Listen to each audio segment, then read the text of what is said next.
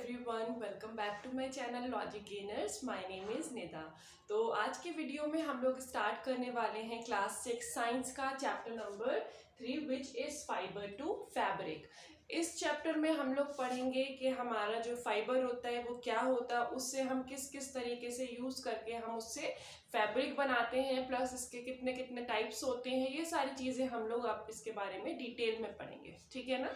तो चलो हम स्टार्ट करते हैं विद फाइबर्स। तो सबसे पहले जो नाम है फाइबर टू फैब्रिक, तो फाइबर और फैब्रिक के बारे में हमें पता होना चाहिए, तो हम यहीं से ही स्टार्ट कर देते हैं। First is fibres. तो फाइबर्स होता क्या है? फाइबर्स आर ईदर नेचुरल और synthetic. The thin strands of thread that we see are made up of still thinner strands called fibers। देखो, जब हम लोग कोई भी कपड़े वगैरह पहनते हैं, जब हम लोग जो क्लोथ्स जो पहनते हैं ना, वो किससे बने हुए होते हैं? अगर आप उसको छोटा छोटा करके देखोगे, स्प्लिट करके देखोगे, तो आपको पता चलेगा कि वो जो हमारे क्लोथ्स होते हैं वो छोटे छोटे थ्रेड से मिल करके बनते हैं। और वो जो थ्रेड्स होते हैं, अगर हम उसको भी सब डिवाइड करेंगे तो वो भी क्या होते हैं? वो उससे भी छोटे थ्रेड से मिलकर के बने होते हैं। उन्हीं को ही हम क्या बोलते हैं? फाइबर्स बोलते हैं। और इसके अलावा फैब्रिक क्या होता है? Fabrics are made from yarns which in turn are made from fibers। ठीक है, जो फैब्रिक्स होते हैं वो किससे बनते हैं? सबसे पहले फाइबर से यार्न बनाया जाता है और फिर यार्न से हम लोग फैब्रिक बनाते हैं। इसको देखो, यार्न हो गया, फाइबर हो गया और फैब्रिक हो गया। इसको समझने के लिए हम लोगों जो आपकी एनसीईआरटी की बुक है उसमें एक एक्टिविटी दे रखी, एक नहीं बल्कि दो एक्टिविटीज दे रखी हैं। तो उसके थ्रू हम आज समझने की कोशिश करेंगे कि फाइबर्स, फैब्रिक और यार्न क्या होता है। तो फर्स्ट अब हमारा हो गया फाइबर, ठीक है, और हो गया फैब्रिक और यार्न। तो हम इसके लिए सबसे पहले मैं एक क्लोथ ले लेती हूँ। लेट सपोज ये है आज मेरे पास में, ठीक है। तो ये आपको क्या दिख रहा है? ये कपड़ा दिख रहा है, ठीक है। तो अगर हम इसकी बात करें तो ये किससे बना हुआ है? ये छोटे छोटे थ्रेड से मिल करके बना है। आप कोई भी दर्जी के पास चले जाओ या फिर अपने घर में देख लो, कोई भी एक छोटा सा पीस है, आप भी उसको लेकर के बैठ सकते हैं। और फिर अगर आप इसको बाहर निकालने की कोशिश करेंगे, ठीक है ना, तो इसमें से आपको देखो ये छोटे छोटे से ये आपको थ्रेड मिलेंगे। ये जो क्लोथ है ये किससे बना है हमारा? ये थ्रेड से बने हैं, ठीक है। तो ये जो थ्रेड्स होंगे हमारे, तो इन थ्रेड्स को हम क्या बोलेंगे? इन्हीं थ्रेड्स को हम यार्न बोलेंगे। क्या बोलेंगे हम इसको? यार्न बोलेंगे, ठीक है। और ये जो यार्न जो होते हैं, ये तो हमारी एक्टिविटी में दे रखा है 1 में। आपकी जो एनसीईआरटी की बुक है, जो आप एक्टिविटी 1 में देखेंगे तो उसमें बस आपको यही करना है, जो आपके क्लोथ है उसमें अगर आप छोटा छोटा या कोई भी पिन से या तो फिर कोई नीडल से निकाल करके देखिए। ये तो इजीली निकल गया, तो मैंने हाथ से ही निकाल लिया। तो आपको पता चलेगा कि कुछ थ्रेड्स निकल रहे हैं आपके कपड़ों में से, यही थ्रेड को हम यार्न्स बोलते हैं। अब एक्टिविटी 2 में क्या करने को बोला है? एक्टिविटी 2 में क्या करने को बोला है कि आप इसको भी स्प्लिट्स करो। वही आपके हाथ में जो नीडल है या तो फिर कोई सेफ्टी पिन है, कुछ भी हो, तो आप उससे क्या करो, इसको भी और छोटे छोटे पार्ट्स में आप क्या करोगे? स्प्लिट करोगे। तब आपको पता चलेगा कि ये भी जो थ्रेड है ना, ये भी बहुत छोटे छोटे थ्रेड से मिल करके बनी है, या फिर छोटे छोटे चीज़ों से, सॉरी, कॉटन हो गया या फिर कोई दूसरी चीज़ हो गई, उससे मिल करके बनी है। तो वो जो जिससे मिल करके ये यार्न बना है ना, दैट इज कॉल्ड फाइबर। उसको हम फाइबर बोलते हैं। मतलब फैब्रिक के टर्म में सबसे जो स्मॉलेस्ट यूनिट होगी हमारी, वो हमारी फाइबर हो गई। तो इस तरीके से हम कह सकते हैं कि सबसे पहले तो होता है हमारा फाइबर, फाइबर से बनता है यार्न और यार्न से बनता है हमारा फैब्रिक, ठीक है। अब हम इसके बारे में पढ़ लेते हैं कि जो हमारा क्लासिफिकेशन होता है। देखो, जो हमारे फाइबर्स होते हैं ना, वो ऐसा नहीं कि एक टाइप का ही फाइबर होता, अलग अलग टाइप्स के फाइबर्स होते हैं। उसके बारे में हम लोग डिस्कस कर लेते हैं। ओके, तो हमने ये चीज़ तो देख ली कि जो हमारा फैब्रिक है वो किस तरीके से बनता है। ये पूरा प्रोसेस होता है। हमारे सबसे पहले फाइबर्स होते हैं, फाइबर से यार्न बनता है और यार्न से हमारा फैब्रिक बनता है। ये पूरा प्रोसेस होता है। अब हम बात कर रहे हैं क्लासिफिकेशन ऑफ फाइबर्स की। जो हमारे फाइबर्स होते हैं वो भी एक टाइप के फाइबर नहीं होते, वो अलग अलग डिफरेंट टाइप्स के फाइबर्स होते हैं। तो तो इसको हमने दो ग्रुप में डिवाइड किया है। First is natural fibres and the second one is synthetic fibres. Natural fibres कौन से होते हैं हमारे? Natural fibres are obtained from plants and animals. जो भी ऐसे फाइबर्स होते हैं जो हमें कहाँ से मिलते हैं, या तो फिर हमें प्लांट से मिलेंगे या तो फिर हमें एनिमल से मिलेंगे, मतलब नेचर से हमें मिल रहा है। तो ऐसे फाइबर्स को हम क्या बोलेंगे? ऐसे फाइबर्स को हम नेचुरल फाइबर बोलेंगे। जस्ट लाइक जूट हो गया, कॉटन हो गया, सिल्क हो गया या फिर वूल हो गया। अच्छा, इसको भी हम सब डिवाइड कर सकते हैं कि प्लांट्स वाले फाइबर्स हो गए और एनिमल्स वाले फाइबर हो गए, ये दोनों ही नेचुरल में ही आएंगे।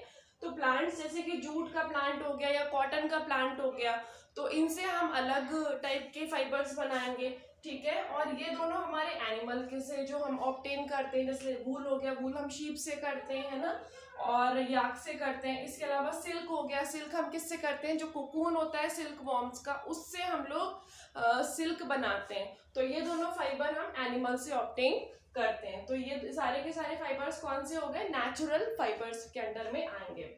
सेकेंड हो गया हमारा सिंथेटिक फाइबर्स। सिंथेटिक फाइबर्स कौन से होते हैं? These fibres are made from chemical substances. आप लोगों ने सुना भी होगा बहुत सारा कि आजकल तो मशीनरी से ही हमारे जो कपड़े हैं वो बन जाते हैं और अलग अलग केमिकल से बनते हैं। हम शॉर्ट में बात करें तो बहुत सारे ऐसे केमिकल्स होते हैं जिसको मिला करके हम लोग एक नए टाइप का क्लोथ बना सकते हैं। और वो क्लोथ जो होते हैं ना, जैसे कि आपने देखा होगा जब आप लोग रेनी सीजन में जब आप रेन कोट वगैरह पहनते हैं या तो फिर एक अम्ब्रेला यूज करते हैं, तो उस टाइप के जो ये क्या होते हैं, एक तरीके से ट्रांसपेरेंट भी होते हैं, नॉन ट्रांसपेरेंट भी होते हैं, ऐसे ओपेक भी होते हैं। और ये वाले जो फाइबर्स होते हैं, इसके अलावा ये ऐसे भी होते हैं ताकि इसमें ये वाटर प्रूफ भी होते हैं। तो उससे क्या है कि पानी इधर उधर इस साइड से उस साइड नहीं जाएगा, तो हम लोग रेनी सीजन में इसको इजीली यूज कर सकते हैं। लेकिन इसके अलावा भी अलग अलग फाइबर्स होते हैं जो कि जैसे कि रेयॉन हो गया, नायलॉन हो गया, पॉलिएस्टर हो गया। तो ऐसे जो भी फाइबर्स होंगे, ये फाइबर्स को हम लोग कुछ केमिकल्स को मिला करके, केमिकल्स यूज करके बनाते हैं। ये हमें नेचर से नहीं मिलते, ये मैन मेड होते हैं, ठीक है। तो these fibres are called synthetic fibre और मैन मेड फाइबर। इनको हम मैन मेड फाइबर भी बोलते हैं, ठीक है। तो ये फाइबर्स की हम लोगों ने बात कर ली। हम बात कर लेते हैं नेचुरल फाइबर्स जो हमारे होते हैं, उसमें जो प्लांट्स वाले जो फाइबर है, जैसे कि जो हम प्लांट फाइबर की बात कर रहे हैं, जूट और कॉटन की, तो ये हमें जो प्लांट से हम किस तरीके से अपना फाइबर लेते हैं, फिर हम उसको आगे कैसे यूज में लेते हैं, उसके बारे में हम लोग डिस्कस कर लेते हैं। तो अब हम बात कर लेते हैं सम प्लांट फाइबर्स की। सबसे पहले हम लोग कॉटन और जूट की बात कर रहे हैं क्योंकि ये हमारे मेन फाइबर्स हैं जो कि हमें प्लांट से ऑब्टेन हो रहे हैं। तो कॉटन की बात करते हैं अगर हम, तो कॉटन क्या होता है? देखो, ऐसे कॉटन ऐसी जगहों पे कल्टीवेट होता है। कॉटन के जो प्लांट्स होते हैं जहाँ पर जो वहाँ का जो सीजन होता है, वहाँ का जो क्लाइमेट होता है वो हमेशा गर्म रहता है, ज़्यादातर गर्म रहता है मतलब। और इसके अलावा वहाँ की जो मिट्टी होती है, जो सॉइल होती है, वो ब्लैक सॉइल होती है, इसलिए ये सूरत वगैरह में, गुजरात के साथ ज़्यादा होता है इसका कल्टीवेशन, इसीलिए क्योंकि वहाँ पर जो वहाँ का जो क्लाइमेट है वो भी थोड़ा सा गर्म है। और इसके अलावा वहाँ की जो सॉइल है वो ब्लैक सॉइल होती है, तो उधर इसकी खेती बहुत ज़्यादा होती है। अब हम बात करते हैं from the plant cotton is picked by hand, fibres are then separated from the seeds by combing. अब इसमें क्या होता है? देखो, ये जो इसके जो प्लांट्स होते हैं ना, तो ये प्लांट्स में जो हमारा कॉटन होता है, कॉटन प्लांट का फ्रूट वाला पार्ट होता है। मतलब ये कहाँ से मिलता है हमें? उसका एक तरीके से फ्रूट मान लो, तो ये बॉल्स के फॉर्म में होता है। और फिर क्या होता है, बॉल क्या होती है, जब वो बड़ी होती है तो बर्स्ट हो जाती है। जब वो बर्स्ट होती है तो उसके अंदर से कॉटन निकलता है, और कॉटन बहुत ज़्यादा नहीं होता है, जैसे कि लेमन का साइज होता है उतना बड़ा साइज होता है इसका, ठीक है। तो पहले तो ये इस टाइप से कॉटन होता है, फिर क्या होती है, कॉटन बर्स्ट हो जाता है, फिर यहाँ पर जो पूरी जो बॉल है, बॉल बर्स्ट हो जाती है, और बर्स्ट होने के बाद ये तो खुल जाता है इसका मुंह जो है, और हमें बाहर कॉटन दिखाई देती है, ठीक है ना। और इसका साइज लेमन के बराबर होता है। और अब हम इसको क्या करेंगे, इसको हम हैंड से पिकिंग करेंगे। इसके क्या है ना कि इसका कोई ऐसा प्रोसेस नहीं होता, कोई ऐसी मशीनरीज नहीं होती जिससे हम ये जो कॉटन है इसको प्लांट से हम अलग कर सके। इसको हमें अलग करने के लिए क्या करना होगा, हाथ से ही हैंड पिकिंग करनी होगी, हाथ से ही हम इस कॉटन को प्लांट से सेपरेट करेंगे, ठीक है। उसके बाद में फिर क्या होता है, जैसे कि हमारे बालों में कोम्बिंग हम लोग करते हैं, कोम्ब यूज करते हैं, तो उसी तरीके से हम लोग क्या, अगर मेसी हेयर्स है तो उसको हम एकदम मेसी से क्या कर देते हैं, सुलझा लेते हैं बिल्कुल। उसी तरीके से यहाँ पर क्या होता है, जब हम लोग ये कोम्बिंग का एक प्रोसेस है जो हम यूज करते हैं, उससे क्या है कि हम लोग एक बड़ा सा कोम्ब टाइप का होता है, उससे हम इसको जो सीड्स हैं, सीड्स और कॉटन को अलग कर लेते हैं। देखो यहाँ पर क्या है ना कि कुछ सीड्स भी होती हैं इसके अंदर, जो कॉटन हम लोग हैंड पिकिंग करते हैं उसके अंदर छोटी छोटी सी सीड्स रह जाती हैं। अब वो कॉटन को अलग करना है, सीड्स को अलग करना है, तो हम कॉम्बिंग करते हैं। तो कॉम्बिंग से क्या होता है, कॉटन अलग हो जाती है और सीड्स अलग हो जाती है। तो ये जो सेपरेशन का जो प्रोसेस होता है, this process is called ginning. ये जो हम सेपरेशन का प्रोसेस होता है, सीड्स को हम कॉम्बिंग के द्वारा, कॉम्बिंग की हेल्प से कॉटन से जो अलग कर रहे हैं, this process is called ginning. ठीक है, आई होप ये आपको क्लियर हो गया। नेक्स्ट हम बात करते हैं जूट की, कि जूट से हम लोग फाइबर कैसे बनाते हैं, फिर जूट से हम लोग अपना जो फाइबर है वो कैसे ऑब्टेन करते हैं। तो नॉर्मली जो हमारे जूट के प्लांट होते हैं ना, वो ये कल्टीवेट होते हैं रेनी सीजन में, क्योंकि इनको ग्रो करने के लिए बहुत ज़्यादा पानी चाहिए होता है, इसीलिए हम इनको रेनी सीजन में ही ग्रो करवाते हैं। एंड इसके अलावा ये ज़्यादातर जो बंगाल वगैरह के जो साइड है, वहाँ पे ज़्यादातर इसके जो प्लांट्स हैं वो आपको देखने को मिलेंगे। इसका प्रोसेस क्या होता है, jute fibre is obtained from the stem of the jute plant. The stems of the harvested plants are immersed in water for a few days. The stems rot and fibers are separated by hand. अब इसके बाद में क्या करते हैं, जब ये अच्छे से ग्रो कर जाते हैं, अब इसमें ग्रो कैसे करती हैं, ग्रो जब इनके अंदर क्या है ना, हल्के हल्के से फ्लावर्स आने लगते हैं छोटे छोटे से, तो हमें पता चल जाता है कि इनके पूरी तरीके से अब ग्रो कर चुके हैं। तो उसके बाद में इसकी जो स्टेम होती है, स्टेम को हम कुछ दिन के लिए पानी में भिगो करके रखते हैं। पानी में हम अच्छे से भिगो करके रख देंगे तो वो जो स्टेम है वो क्या है, फूलने लगती है, और उसके बाद में हम हैंड से उसको अलग कर लेंगे, छोटे छोटे से उसके रेशे बाहर आ जाते हैं, और वही क्या है, हमें फाइबर के फॉर्म में मिलती है। अब ये जो दोनों ही तरीके से जो हमें फाइबर मिल रही है, इससे हम क्या करेंगे, प्रोसेस करके इसको हम यान में कन्वर्ट करेंगे। तो हमें फाइबर तो मिल गई, अब हम उससे यान कैसे बनाएंगे उसका एक बार हम लोग प्रोसेस देख लेते हैं। अच्छा, तो हमने जो हमारे प्लांट्स हैं, प्लांट से फाइबर तो ऑब्टेन कर लिया, हमें पता चल गया कि हमें कॉटन से किस तरीके से फाइबर मिल रहा है एंड हमें जूट से किस तरीके से फाइबर मिल रहा है। अब वो जो फाइबर है, फाइबर से हम यान किस तरीके से बनाते हैं उसके बारे में हम देख लेते हैं। स्पिनिंग कॉटन यान, देखो, द प्रोसेस ऑफ मेकिंग यान from fibres is called spinning. सबसे पहले हम ये टर्म देख लें, स्पिनिंग होता क्या है, कि जो भी हमारे पास फाइबर आया है, फाइबर से हम यान बनाएंगे। यान अभी हमने देखा था ना, वो जो थ्रेड होते हैं, तो हम उससे थ्रेड किस तरीके से बनाएं, तो वो जो पूरा प्रोसेस होता है, that process is called spinning. ठीक है ना। तो स्पिनिंग कुछ ऐसी रॉकेट साइंस नहीं है। नॉर्मली हम थ्रेड जो बनाते हैं, हम जो छोटे कॉटन ले लो, कॉटन से जो थ्रेड बना रहे हैं, that process is called spinning. अब जो हमारा स्पिनिंग है, स्पिनिंग नॉर्मली हम दो तरीके से कर सकते हैं। क्या, simple device used for spinning is hand spindle, also called तकली। तकली क्या होती है, एक बड़ी सी निडल टाइप की होती है। ये पहले के टाइम में सबसे ज्यादा तकली ही यूज करते थे। इसमें क्या होता है कि हम जो कॉटन होती है, कॉटन से हम थ्रेड बना सकते हैं, और वो थ्रेड हम लोग यूज करते थे पहले, जब जो पहले इनिशियल टाइम में जब हमने कॉटन को यूज करना स्टार्ट किया था। ठीक है, तो पहला तो प्रोसेस हो गया बाय यूजिंग तकली। सेकंड हो गया, another hand operated device used for spinning is called चरखा। देखो, चरखा तो आप सबने देखा होगा, ये महात्मा गांधी जी जो है हमारे, तो उनके टाइम से ये बहुत ज़्यादा फेमस हो गया था, क्योंकि उन्होंने खादी को बहुत ज़्यादा प्रमोट किया था। खादी जो फैब्रिक होता है उसको हमारे इंडिया में बहुत प्रमोट किया था 1956 में, और इसकी बहुत सारी क्या है ना कि अलग अलग छोटी छोटी सी इंडस्ट्रीज भी खोल दी थी विलेज एरिया में, ताकि इसका ज़्यादा से ज़्यादा प्रमोशन हो सके। तो उसको क्या है ना, खादी जो बनाई गई थी वो चरखे पे ज़्यादा बनी थी, और अब तो क्या है ना, काफ़ी चरखे के अलावा बहुत सारी ऐसी मशीनरीज आ गई जिससे हम लोग खादी का जो फैब्रिक है वो बना सकते हैं। ठीक है, तो ये चरखा हमारे जो 1956 में बहुत ज़्यादा फेमस हो गया था, और महात्मा गांधी जी के टाइम में तो सबसे ज़्यादा इसे जो जो नाम हुआ था इसका उसी टाइम से ही हमारा स्टार्ट हुआ है। तो ये क्या होता है कि स्पिंडल होती है इसमें गोल सी, और जिस कुछ इस टाइप का होता है, आपने देखा भी होगा। तो यहाँ पर क्या है ना कि ये चरखा टाइप होता है। इससे क्या हम करते हैं, कॉटन से हम इजीली कॉटन को यूज करके हम थ्रेड्स बना सकते हैं, जिसको हम यान बोलते हैं। ठीक है, तो ये दो हमारे मेन प्रोसेस है जिससे हम यान बनाते हैं। फर्स्ट इज तकली, सेकंड वन इज चरखा। ठीक है, अब हमारे पास यान आ गया, मतलब वो थ्रेड जो है वो थ्रेड आ गई। अब हमारे पास थ्रेड तो आ गई, अब हमें क्या बनाना है, फैब्रिक बनाना है, कपड़ा बनाना है। तो फैब्रिक, यान टू फैब्रिक हम किस तरीके से काम करेंगे। ठीक है, तो हम ये स्टेप बाय स्टेप लेते हुए चल रहे हैं। यान टू फैब्रिक हम लोग कैसे बनाएंगे, हमारे पास में यान तो आ गया, अब यान से हम लोगों को कपड़ा बनाना है, फैब्रिक बनाना है। ठीक है, तो उसके लिए हम लोग क्या करेंगे, सबसे पहले हम लोग देख लेते हैं, there are many ways by which fabrics are made. सही में बहुत सारे तरीके होते हैं जिससे हम यान से फैब्रिक बना सकते हैं, बट इसके जो मेन टू प्रोसेस है तो उसके बारे में हम बात कर लेते हैं। तो फर्स्ट है हमारा वीविंग।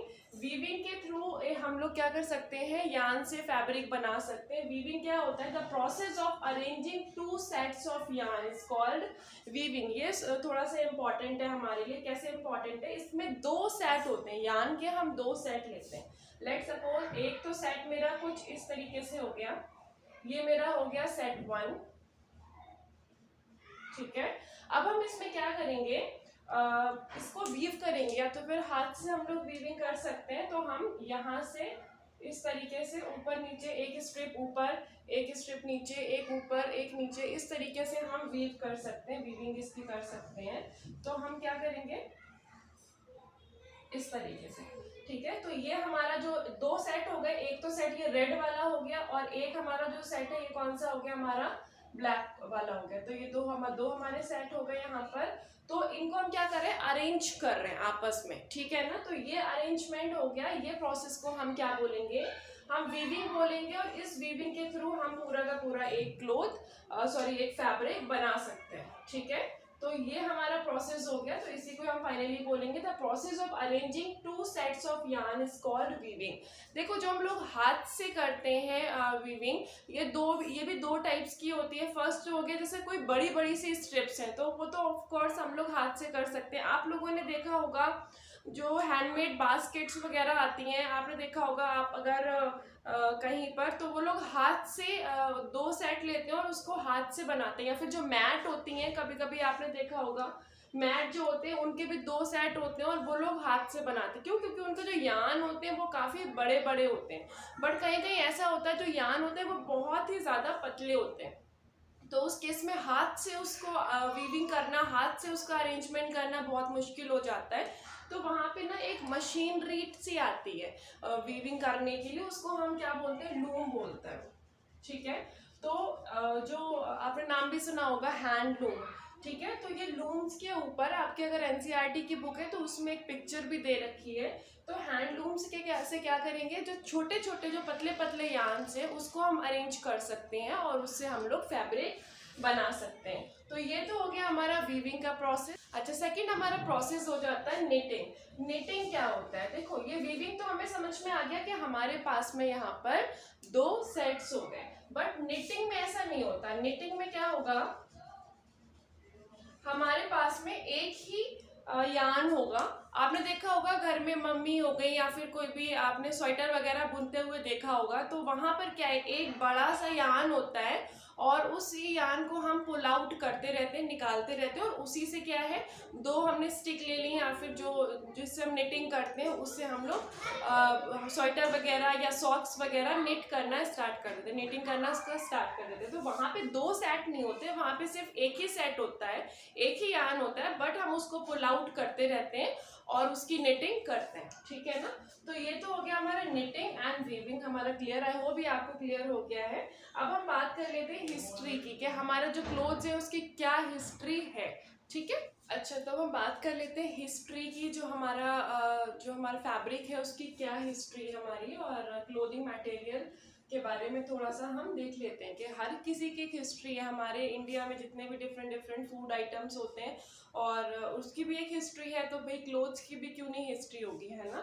तो इसके बारे में सबसे पहले क्या होता था, people use bark and big leaves of trees and animals skin and fur. इसमें क्या होता था सबसे पहले स्टार्टिंग टाइम में, एंशिएंट टाइम में जो हमारे जितने भी ह्यूमन बीइंग्स थे वो क्या करते थे, या तो फिर एनिमल की जो हंटिंग तो करते ही थे, तो जो एनिमल की स्किन होती थी उस एनिमल की स्किन से अपने कपड़े बना लेते थे और अपनी बॉडी को उससे कवर कर लेते थे, या तो फिर जो बड़े बड़े जो पेड़ों की छाल होती हैं उससे, या तो फिर जो लीव्स होती हैं बड़ी बड़ी उससे अपनी बॉडी को कवर करते थे। ठीक है, फिर इसके बाद में क्या हुआ कि नया एक एज स्टार्ट हो गई जहाँ पे ये लोग एग्रीकल्चरल एक्टिविटीज करने लग गए हैं ना। तो वहाँ पर जो एग्रीकल्चरल कम्युनिटीज बन गई, उन्होंने क्या किया, उससे जो रिलेटेड चीजें थी जैसे ट्विग्स हो गए या फिर ग्रास हो गई, घास वगैरह होती है, छोटी छोटी पत्तियां वगैरह होती है, घास फूस होती है ना, उसको क्या किया, आपस में वीविंग करना स्टार्ट कर दिया, आपस में थोड़ा सा बुन लिया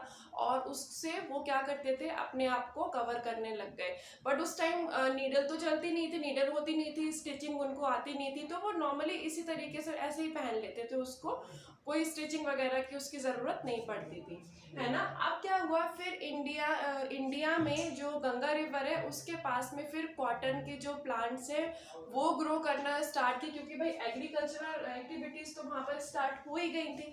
तो कॉटन के जो प्लांट्स हैं वो ग्रो करना स्टार्ट हो गए नियर गंगा रिवर। वहाँ पर जो कॉटन के प्लांट्स हैं उन्होंने क्या किया, कॉटन के यार्न्स बना करके और यार्न से क्या किया, अपने हाथों से उसको वीविंग करके और फिर वो कपड़ों को पहनने लग गए। बट उस टाइम पर भी स्टिचिंग नहीं थी तो वो ऐसे ही लपेट लेते थे, और उस टाइम बहुत अलग अलग डिजाइन आती थी उनको कपड़ों को पहनने की, अलग अलग पैटर्न आते थे, बट वो कोई भी स्टिच्ड नहीं होते थे, अनस्टिच्ड ही होते थे। अगर इजिप्ट की बात करें तो इजिप्ट में उस टाइम में क्या होता था, जो नाइल रिवर है, नाइल रिवर के पास में वो लोग फ्लैक्स के प्लांट्स हो गए और जो हमारे कॉटन के प्लांट्स हो गए, फ्लैक्स प्लांट्स भी आपने सुना होगा कि फ्लैक्स के जो प्लांट्स होते हैं उनसे भी हमें फैब्रिक मिलता है। तो फ्लैक्स के जो प्लांट्स हो गए और जो कॉटन के प्लांट्स हो गए, उससे वो लोग क्या करते थे, फाइबर निकालते थे और फाइबर से यार्न बना करके उसका वो फैब्रिक बनाते थे। बट वहाँ पे भी वही प्रॉब्लम थी, स्टिचिंग तो होती नहीं थी, तो वो भी उससे फैब्रिक तो बना लेते थे, बस वही अपने बॉडी में कवर कर लेते थे, लपेट लेते थे और कुछ स्टिचिंग वगैरह नहीं करते थे। उसके बाद में जब नीडल का इन्वेंशन हुआ उसके बाद में उन्होंने फिर स्टिचिंग सीखी, है ना। लेकिन ये थोड़ा सा अभी भी है कि हमारे यहाँ बहुत सारी अलग अलग एरिया में आपने देखा होगा, जैसे लाइक साड़ी हो गई या तो फिर धोती हो गई, तो इस टाइप के कुछ एक ऐसे कपड़े होते हैं जो कि हम आज भी अनस्टिच्ड कुछ एरियाज में तो पहनते हैं। तो साड़ी तो आजकल फॉल वगैरह लगा करके हम ब्लाउज वगैरह तो उसमें स्टिचिंग करवाते हैं, बट कुछ एक ऐसे एरिया है जहाँ पर अभी भी अनस्टिच्ड ही एक तरीके से नॉर्मली साड़ी ही अपनी बॉडी में कवर करते हैं, इसके अलावा ब्लाउज वगैरह नहीं पहनते हैं। ठीक है, तो ये हमारे जो इंडिया है ना, इसमें भी अलग अलग कल्चर होते हैं। तो जैसे कि फूड का कल्चर है, उसी तरीके से जो हमारा कपड़े जो पहनने का कल्चर है वो भी अलग अलग रीजन्स के अकॉर्डिंग थोड़ा अलग है। डिफरेंट आप स्टेट में जाओगे तो वहाँ पर आपको अलग अलग क्लोथिंग मिल जाएगी, है ना। तो इसके साथ ही हमारा ये चैप्टर फिनिश होता है। ये वीडियो आपको कैसी लगी प्लीज़ आप कमेंट बॉक्स में कमेंट करके ज़रूर बताइएगा, और अगर अच्छी लगी हो तो उसको शेयर करिए अपने फ्रेंड्स के साथ में, और लाइक करिएगा एंड सब्सक्राइब करिए अगर आपको ये वीडियो पसंद आई हो। चलिए मिलते हैं अपने नेक्स्ट वीडियो में। Till the time bye, take care.